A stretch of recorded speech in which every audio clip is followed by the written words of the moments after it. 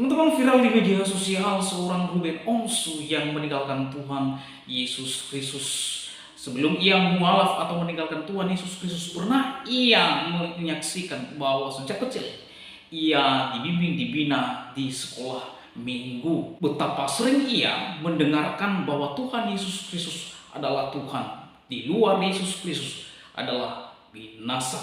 Orang yang menyangkal Yesus Kristus pasti binasa. Nah teman-teman, katakan bersama saya, Tuhan Yesus satu-satunya juru selamat. Di luar Yesus, saudara dan saya pasti binasa. Oleh karenanya seperti apa videonya, yuk simak video yang berikut ini dengan selesai supaya saudara dan saya tidak gagal paham. Inilah aja videonya yang berikut ini. Siapa itu? Ya, yang pasti selamat Natal untuk semua. Untuk kesempatannya juga, di mana kami juga bisa ikut merayakan Natal bersama di sini. Disinilah gereja saya waktu kecil, sekolah minggu di sini. Ya, sampai tunas remaja, Dan selamat malam Bapak dan Ibu Gembala Sidang. Terima kasih atas kesempatannya. Kita masih diberikan kesehatan dan datang ke sini seperti biasa, bawa istri tercinta, bawa anak-anak, ada Onyo, Cici. Ini siapa ya? Siapa ya? Siapa ini? Ini ya. Ini mukanya Ruben Onsu ya? Oh bukan? Mukanya kayak siapa? Oh kayak Bunda. Oke, dan juga aku bawa temanku ini. Dia udah sering banget lihat istriku termasuk yang rajin untuk ibadahnya. Dia di gereja mana? Hah? GKJ Pasar Baru. Nah, Kenta ini adalah salah satu artis manajemen yang aku pegang. Dia dari Jepang, tapi dia ingin banyak tahu tentang Tuhan Yesus. Saya bilang Kenta juga harus ikut merasakan dan merayakan hari ini kelahiran Tuhan Yesus. Jadi Kenta juga harus tahu bagaimana The Onsu Family itu ya yang bikin orang banyak tahu itu karena Tuhan Yesus. Jadi sampai saya sekarang berdiri di sini, berat ya Mam? Sampai saya sekarang berdiri di sini ini semua hanya campur tangan Tuhan pastinya. Saya masih mengandalkan Tuhan dalam setiap langkah.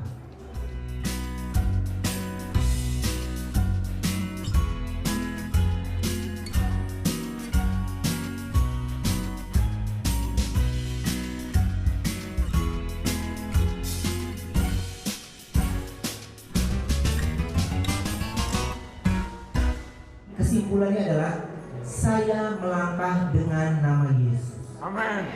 Terima kasih untuk semuanya dan hari ini illallah wa ashhadu anna Muhammad dan Rasulullah. Ashhadu an la ilaha illallah wa ashhadu anna Muhammad dan Rasulullah. Aku bersaksi tidak ada Tuhan kecuali Allah dan Nabi Muhammad adalah utusan Allah.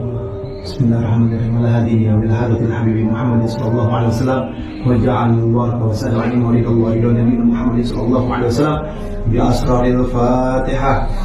Lagi heboh sekarang, Ruben Onsu lagi di isu-isu benar atau tidak kita tidak tahu.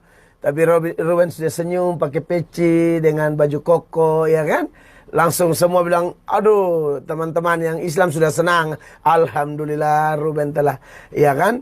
Gitu. Nah, andai kata mereka itu pindah secara hukum negara, ya tidak apa-apa, namanya juga hak asasi manusia. Kita kan, negara kita punya undang-undang, punya aturan yang mengatur kebebasan ya rakyatnya untuk memilih agama yang diyakininya, kan begitu. Jadi kalau secara hukum negara pindah-pindah agama boleh, boleh.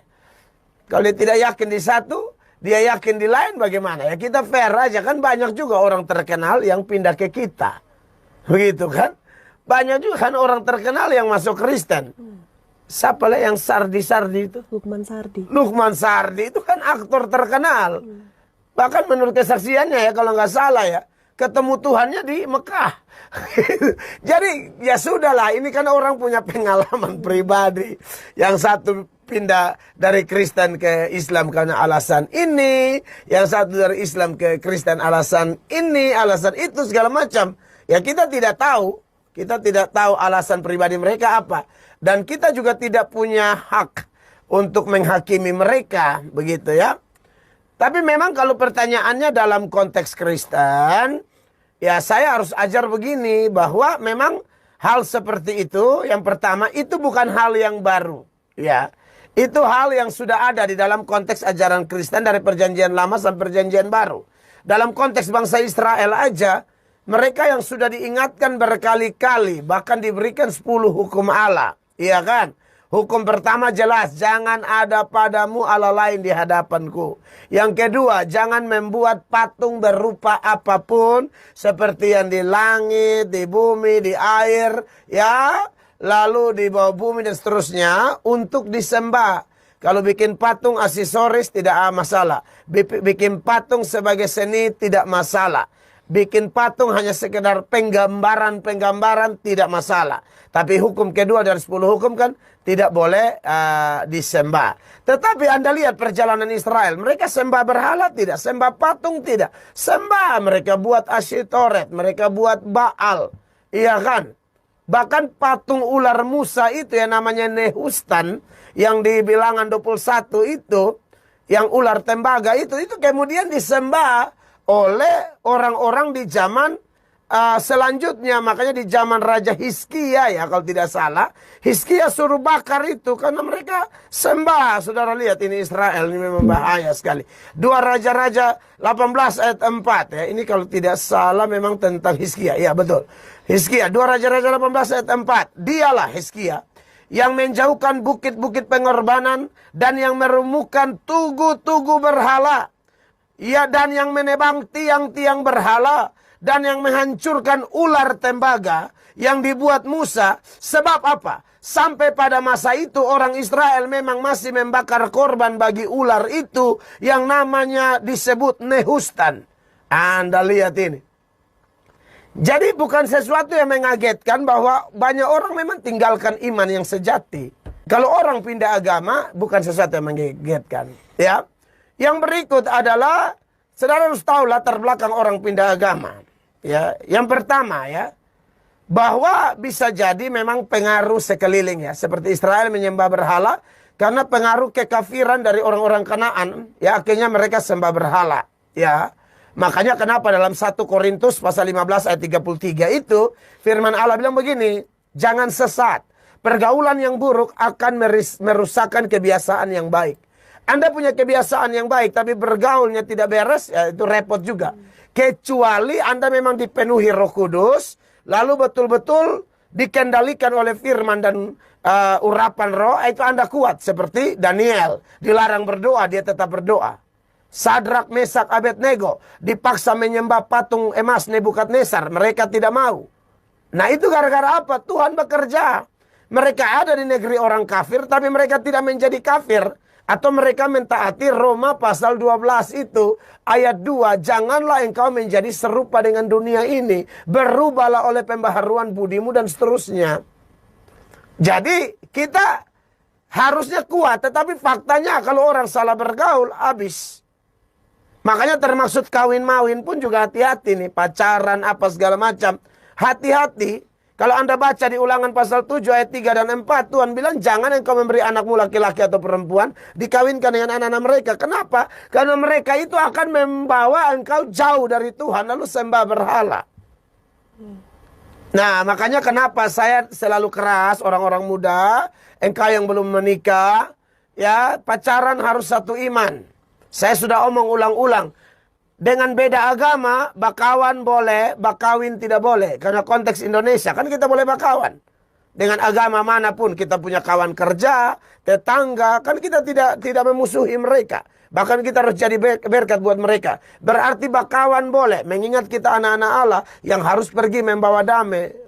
We are peacemaker. Kita adalah pengusaha damai atau orang yang mengusahakan damai. Bukan troublemaker. Iya kan? Tetapi ada batasan. Pacaran sampai kawin tidak boleh. Iya Pak, tapi saya mau memenangkan jiwanya. Oh, menangkan jiwa bukan dengan pacaran.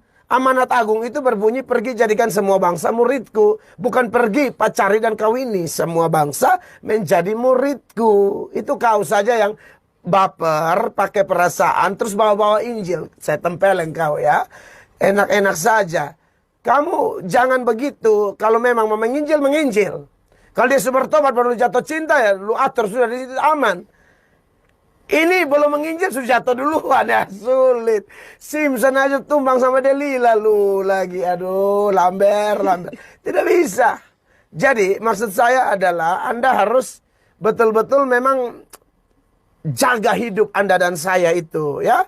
Jadi itu orang pindah agama gara-gara begitu. Jadi menurut saya itu juga yang berikut, memang dia juga memang Kristen palsu ya. Dan Kristen palsu itu motivasi ikut Tuhan tidak pernah benar. Motivasi hanya cari sembuh, cari berkat, cari pangkat, cari kedudukan, cari ini, cari itu. Seperti kalau Anda baca di Yohanes pasal 6 ayat 26, itu orang-orang yang mengikuti Yesus saat Yesus bikin mujizat 5 roti dan 2 ikan. Mereka ikut Yesus, Yesus bilang, kamu ini cari aku bukan karena melihat tanda-tanda, tapi kamu makan roti itu dan kenyang. Ya. Lalu di ayat 60 Yesus khotbah keras, mereka bilang siapa sanggup mendengarkan ini? Ayat 64 Yesus bilang saya tahu kalian tidak percaya. Ini orang-orang yang banyak-banyak, yang 5.000 lebih itu ikut-ikut. Yesus bilang saya tahu kalian tidak percaya kok. Lalu ayat 66-nya mereka tinggalkan Yesus. Di ayat 65-nya Yesus bilang, tidak ada seorang pun bisa datang percaya kepadaku kalau tidak dikaruniakan oleh Bapa. Nah, jadi orang-orang yang mundur itu ada kemungkinan juga memang mereka bukan orang pilihan. Jadi jangan kaget ya. Tapi kalau orang pilihan, mungkin dia bisa salah dan dia salah langkah. Dia pergi ke pindah agama, tapi kemudian dia bertobat, dia sadar, dia kembali. Selagi dia masih hela napas dan dia mau kembali bertobat sungguh-sungguh, saya yakin Tuhan terima dia. Ya, Tuhan berkati. Ya, kalau saya itu semuanya tidak ada yang saya rencanakan. Jadi semuanya sekarang setiap langkah saya pasti bawa dalam sholat itu. Saya ucapin terus, ya saya minta Allah untuk arahkan saya terus gitu. Jadi ya baru saya kasih tahu juga tadi malam ya ke dia gitu, ibu udah pernah lo mau sholat tempat gue gitu, ya enggak kak gitu. Tadinya mau ambil yang lebih dekat aja gitu. Cuman nggak tahu kenapa pokoknya. Tapi kalau lo makan ini benar-benar dari hati kan, maksudnya Udah lama kan. bukan kenapa-napa kan gitu kan. Udah lama. Habib Usman tahu semualah pokoknya ada di cerita saya. Jadi ia melewati 4 tahun perhelatan saya pribadi itu. Jadi ya buat saya apapun semuanya baik. Tapi kan kalau masalah hati, masalah semua yang kita lewati itu adalah proses. Jadi semuanya terjawab, semuanya apa yang saya pertanyakan semuanya dijawab. Dia saya rasa ketika memperdalam Islam, mengenal Islam lebih jauh itu, saya juga punya background keluarga yang masih banyak yang Muslim juga. Jadi nggak terlalu baru-baru banget. Tapi saya selalu berusaha untuk menjadi orang yang baru, terus belajar sehingga saya bisa mengenal lebih jauh lagi. Gitu. Jadi segala proses ini, Igun pun nggak pernah tahu. Tahunya cuma pas lagi rame-rame dia baru tahu. Tapi dasar feeling hati temen ya, sahabat dia tahu aja gitu. Kontak aja dia nembak-nembaknya pas. Buat saya berkat itu kan tidak hanya dalam bentuk rezeki saja, tapi dalam segala hal itu bisa menjadi berkat. Buat saya berkat tahun ini menjadi berkat yang indah buat saya. Natal ini sungguh menyenangkan di lebaran ya bukan? Amin. Nangis senang banget. Bisa kumpul sama bunda, bisa kumpul sama ayah, bisa pergi sama orang kan? buat saya kado yang paling istimewa pastinya, kado yang paling besar pastinya buat saya dan keluarga ya.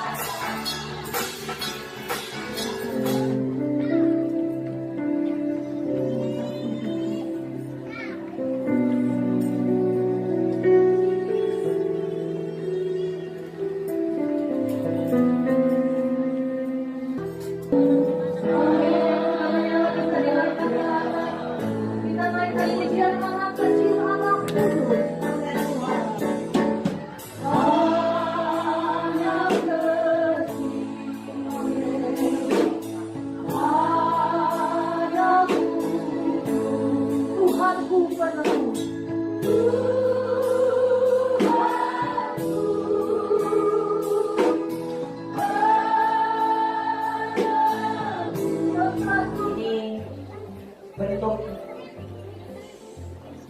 kebahagiaan yang saya rasakan. Buat saya berkat itu kan tidak hanya dalam bentuk rezeki saja, tapi dalam segala hal itu bisa menjadi berkat. Buat saya berkat tahun ini menjadi berkat yang indah buat anak saya.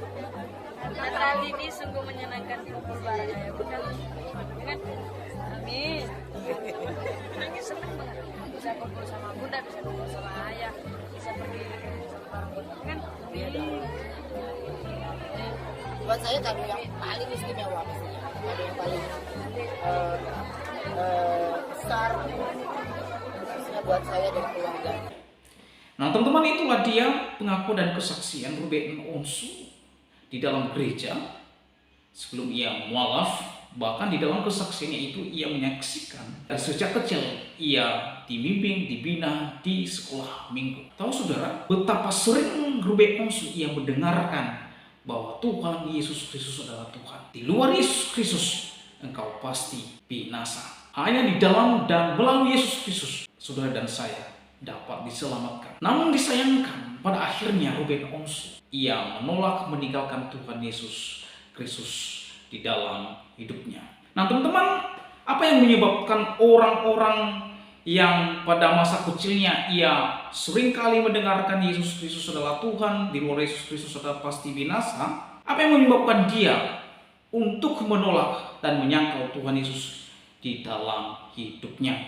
Nah, saya ajak teman-teman untuk baca Alkitab di dalam Matius pasal 26 ayat 69 sampai 75. Beginilah firman Tuhan. Sementara itu Petrus duduk di luar di halaman, maka datanglah seorang hamba perempuan kepadanya, katanya, engkau juga selalu bersama-sama dengan Yesus orang Galilea itu. Tetapi ia menyangkalnya. Maksud di sini Petrus menyangkalnya di depan semua orang dengan berkata, aku tidak tahu apa yang engkau maksud. Wow, ini pengakuan atau penyangkalan yang sangat-sangat menyakitkan saudara. Masa seorang yang bersama-sama dengan kita yang hari-hari bersama-sama dengan kita, pada suatu ketika ia menyangkal kita, ia tidak mengenal dan bahkan ia tidak tahu apa yang disampaikan kepadanya, sungguh sangat menyakitkan. Lanjut, ketika ia pergi ke pintu gerbang, seorang hamba yang lain melihat dia dan berkata kepada orang-orang yang ada di situ, orang ini bersama-sama dengan Yesus, orang Nazaret itu. Dan ia menyangkal pula dengan bersumpah. Ini lagi, yang pertama tidak tahu apa yang dikatakan orang kepadanya. Yang kedua, ia menyangkal dengan bersumpah, dengan berkata, aku tidak kenal orang itu. Wow, ini penyangkalan yang sungguh sangat serius, saudara. Ya, masa orang yang kenal dengan kita, masa orang yang sangat dekat dengan kita, yang mengatakan, aku tidak kenal orang itu. Tidak lama kemudian, orang-orang yang ada di situ datang kepada Petrus dan berkata, pasti engkau salah seorang dari mereka. Itu nyata dari bahasanya. Maka mulailah Petrus mengutuk dan bersumpah. Ini bukan hanya bersumpah tetapi mengutuk, saudara. Aku tidak kenal orang itu. Pada saat itu berkokoklah ayam.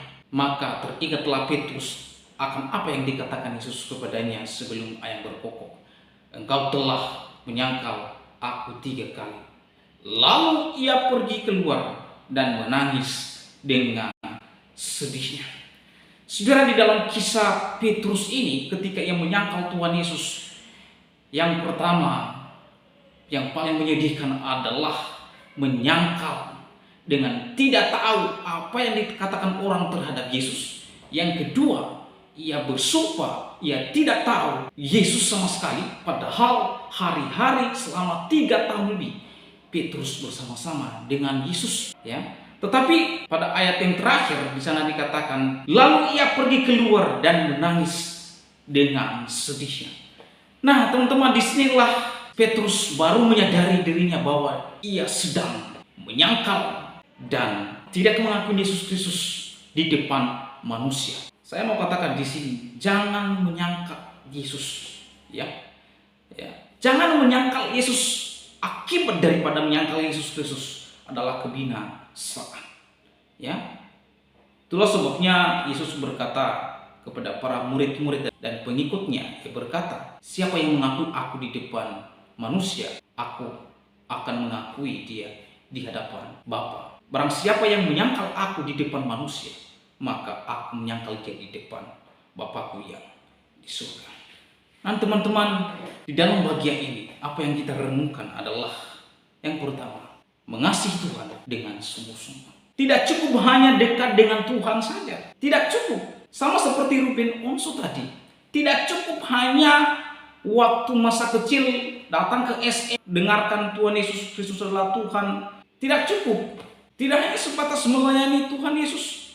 Namun yang tidak kalah pentingnya adalah melekat kepada Tuhan Yesus Kristus. Itu yang pertama. Yang kedua, ketika gagal secara rohani, maka tempat yang paling benar, yang paling aman, yang paling baik adalah datang kepada Tuhan Yesus Kristus untuk bertobat dan kembali kepadanya.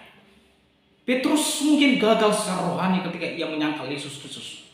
Tetapi di ayat terakhirnya, ia menyadari diri.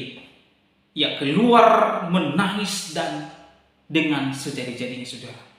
Menangis dengan sejadi-jadinya. Ia menyadari dirinya bahwa ia sudah menyangkal Tuhan Yesus Kristus. Tetapi setelah Yesus mati dan naik ke surga, apa yang dilakukan oleh Petrus di dalam Alkitab mencatat, sekali Petrus berkhotbah 3.000 jiwa bertobat. Ia setia melayani Tuhan sampai pada akhir. Bahkan ia disalib terbalik. Mengapa Petrus disalib terbalik? Ia mengatakan, saya tidak layak disalib seperti Yesus. Maka ia minta untuk disalib terbalik. Saudara, Petrus mungkin ia pernah menyangkal Tuhan Yesus dan gagal secara rohani. Tetapi Petrus bertobat dengan sungguh-sungguh, berbalik kepada Tuhan Yesus Kristus, melayani Tuhan Yesus Kristus. Ketika ia berkhotbah memberitakan Yesus Kristus, maka ada 3.000 jiwa bertobat dan datang kepada Yesus Kristus. Dan bukannya itu yang paling luar biasa. Ia setia sampai akhir sehingga ia berkata, aku tidak layak disalib seperti Yesus. Itulah sebabnya ia disalib. Rasul Petrus mati martir untuk hormat dan kemuliaan Tuhan Yesus Kristus. Itu yang kedua. Yang ketiga, kita tetap teguh di dalam panggilan. Apapun yang terjadi, jangan digoyahkan oleh ilah-ilah dunia ini. Dunia ini hanya bersifat sementara. Yang sifatnya kekekalan hanya ada di dalam Yesus Kristus. Oleh karena saudara, bagaimana tanggapan dan pendapat saudara setelah menyaksikan videonya? Berharap teman-teman berkomentar di kolom komentar, karena komentar saudara komentar yang membangun, komentar yang mengedukasi kita semua. Demikianlah video saya kali ini. Sampai bertemu di video saya selanjutnya. Tuhan Yesus memberkati kita semua. Shalom.